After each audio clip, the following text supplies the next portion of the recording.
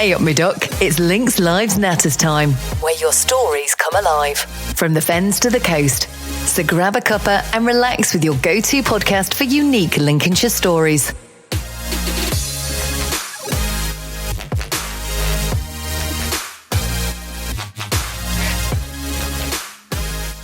Hello and welcome to the Links Live Natters. I'm Shelley, I'm your host today, and we have a very special guest with us today. I'm going to get her to introduce herself. Hello Shelley, thank you so much for having me. It's a pleasure to be here. So my name is Anna Svirska and I'm a private carer. I am based in Saxilby and I help the local people with their daily needs.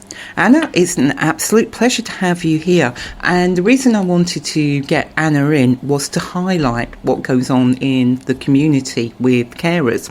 And Anna's going to talk about what she does, how she does it, and lots of other personal experiences she's had. So, can you share a personal experience that led you to be a carer? Why did you want to be it? What was your burning passion? So, quite interesting actually. Never thought of caring at all. But I suppose my granddad is no longer with us, but he was a fantastic doctor. He came from a small village in Ukraine, that's where I'm from as well. And he's worked his way up. He was just excellent. He had so much commitment for his patients. And then he tried encouraging my dad, his son, to sort of follow his footsteps. Dad worked in hospital for a little bit, but not for long. So when I was looking for a job, when I was in uni, my dad said, why don't you try caring? Because he said, I've done a similar thing and I enjoyed it. I thought, okay, possibly. And I went for the interview, got the job. Don't know how, because I didn't really know what I was doing, but I got the job and I did the training and I just fell in love with it. I was so into it during the training, and then obviously getting to meet the people and actually getting into it, just really enjoyed it. Oh, absolutely brilliant. I mean, if people could see this beaming smile that sits across the table from me right now, you could understand why you'd want to hire Anna as a carer. Another thing I wanted to ask, how do you approach building relationship with the people you care for and their families? What makes you different? I know for me it would be that beaming smile that's coming across as we speak. So my approach to care is that there's an approach to everyone. And I genuinely care about every single person that wants to come to me. It doesn't matter who you are, I want to help you. And that is my attitude. So I go above and beyond and I communicate with families. I spend a lot of time communicating with the actual client, getting to know them, how do they do things, It's about them at the end of the day. It's not about me. So that's what I try to do. Oh, absolutely fantastic. That's, why we should pick Anna for what we're doing. Also, within the caring industry, there must be some challenges you've faced in your role and how you've overcome them. What's a challenge you think? So if I wanted to pick you as a carer, what's the first challenge you think that would be there? In regards to challenges, the only thing for me as someone who's self-employed is I have to have everything written sort of black on white in a contract, because I have to, think about the client, protect them, but also protect myself. And that is something that I've sort of worked on throughout the years. I've adjusted it in a way that I can now prevent certain things from happening. So you're sort of protecting yourself, you're protecting them as well, everybody so they else. know I'm not just going to sort of change my mind and not turn up, because I hear stories like that where people say, we've interviewed so-and-so, they wanted to come and help, and then they've just changed their mind. Yeah, is that like, you have to adapt your situation to, meet the needs of your client, don't you? And that's obviously goes back to you're saying about your contract and stuff like that. So if a situation happened, you're protected. So you can adapt as you work, should we say, so to speak? Yeah.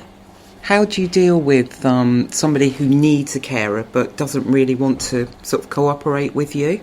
So that is actually something that's very common, and the only way you can sort of tackle that issue is through kindness, a lot of communication, and just building rapport.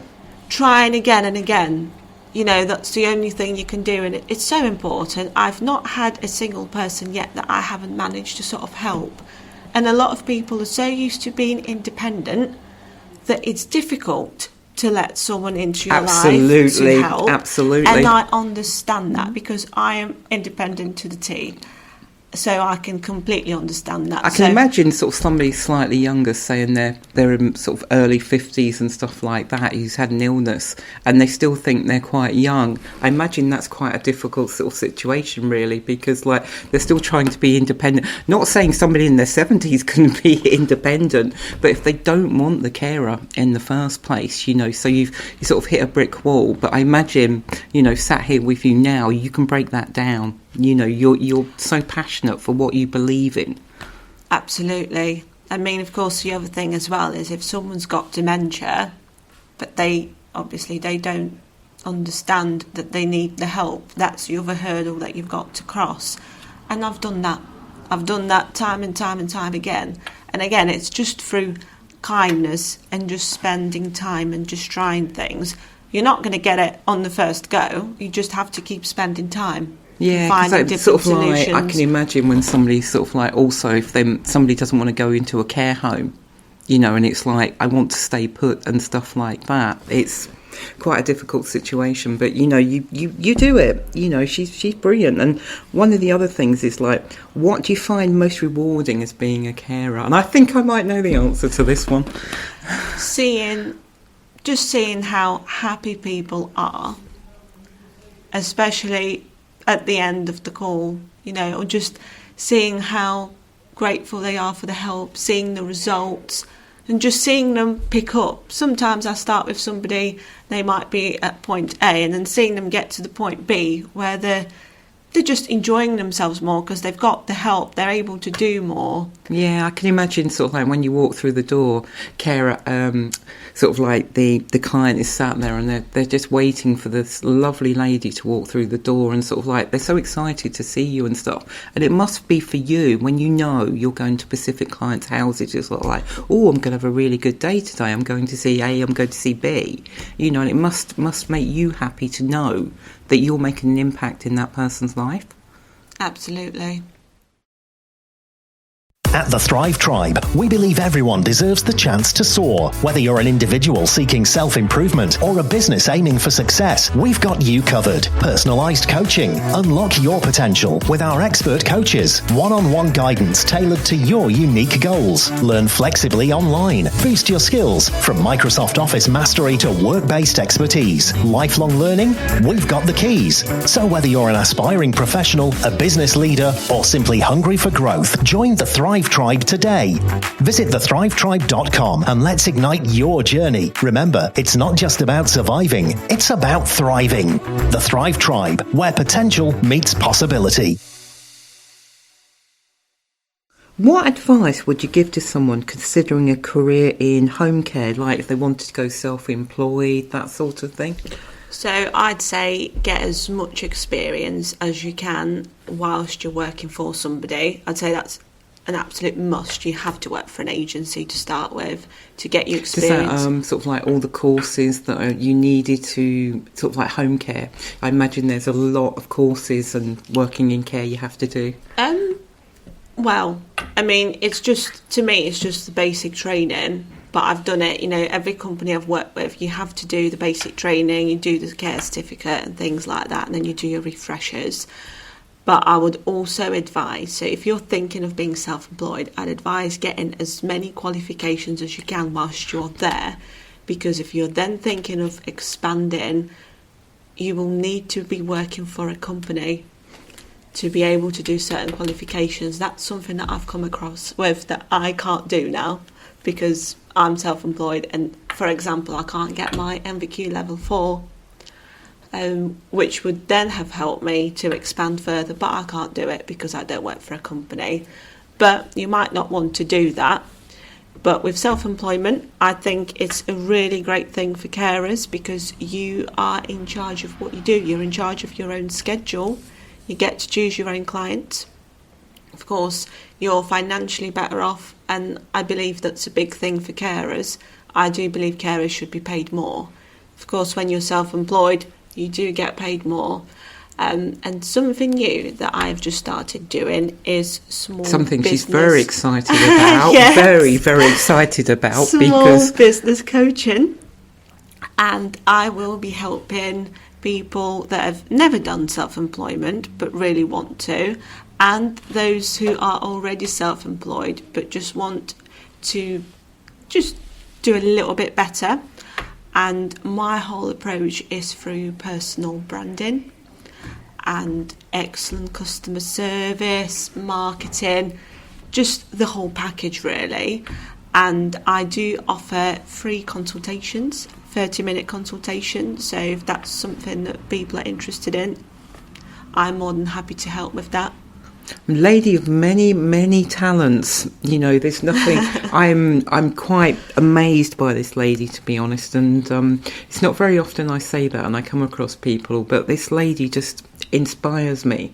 You know, and I just think she's brilliant at what she does and stuff like that. You know, this is one thing that must touch your heart. You know, can you share a personal experience? You know, without giving names or anything, of course, be careful. There must be like clients you go into and you think, do you know what? I'm chuffed to bits. I'm working with this person, or that person's turned the corner and you've gone, yeah. Well, I can honestly say that every single client that I've had, they all hold a special place in my heart. And of course, when they pass away or they move into care homes, they take that bit of my heart with them. Oh, bless her. But one experience that I can share in particular, it was when I've just started being self-employed, and one of the first ladies that I had, she had dementia, and it was extremely difficult at the start to actually break through that wall. That's what we were saying about earlier on, that whole experience absolutely. Of somebody like, I don't want this person in my house, get out. But for you managed to break that. I had that all the time for about 6 months. But I kept trying. I mean, her family were just incredibly supportive. And we just kept trying and trying and trying. And eventually, I remember it was Christmas Eve, and she was my last call that day. And I was just determined to get her to wash her hair, because I wanted her to be nice for Christmas Day. I wanted her hair to be lovely for Christmas Day. See, it's those little things, isn't it, Anna? It's just those little things, you know, when you're female, somebody to brush your hair, perhaps put, you know, the older generation say rouge and we say blusher, just to put a little bit of lipstick on. Just those little things. I've managed, I can't remember how I did it. I was trying to remember last night, but I can't remember how, but I've managed to convince her to let me wash her hair. And when I was leaving, she said to me, I'm glad we're friends. And I thought, really? I've gone from being sort of... that person you don't want in your house. Yes, like blacklisted to be the friend. And since that day, it was just lovely.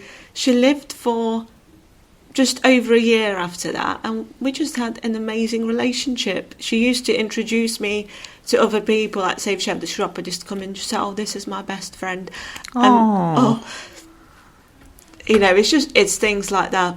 It's things like that. I'm hoping people are getting the raw emotion that's coming out from Anna at the moment. And this shows you how passionate this lady is regards to care, because